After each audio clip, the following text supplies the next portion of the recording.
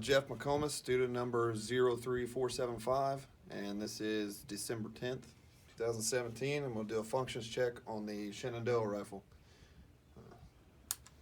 We also have a paper charge in here, so hopefully we did one off camera. Hopefully everything goes as planned.